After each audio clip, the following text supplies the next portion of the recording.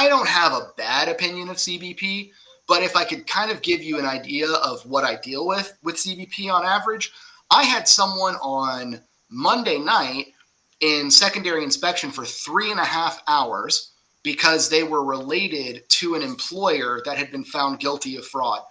Now, this person had gone through a lawsuit in which they had won the lawsuit, their fraud claim had been removed, and they were carrying with them a copy of the document that confirmed that the fraud finding had been removed. Despite all of that, secondary inspection detainment for 3+ hours.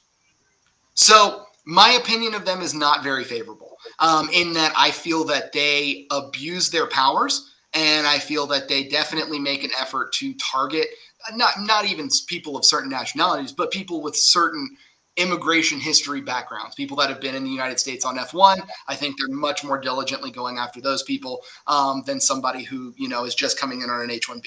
All that being said, my understanding of all of this was the restrictions on birthright citizenship would outright be very difficult, but there's ways to get around that, and I think it's something that they're going to try to take advantage of.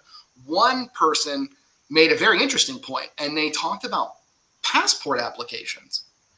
And I had never thought about this before until this person had brought it up. They said, what if there is an implementation of a process to determine if someone is a U.S. citizen for the purpose of obtaining a passport? Were their parents on visas when they entered the U.S., or something like that, that isn't necessarily stripping them of birthright citizenship, but is creating mechanisms and systems that are in turn going to make their life more difficult. That might be something that we're going to see.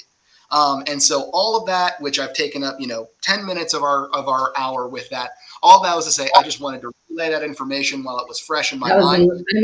Great information, seriously, and latest information, great updates. I think we shouldn't have missed, and we are lucky that you were a part of that webinar and you have so much information to share with us today. Justin, thank you so much for that.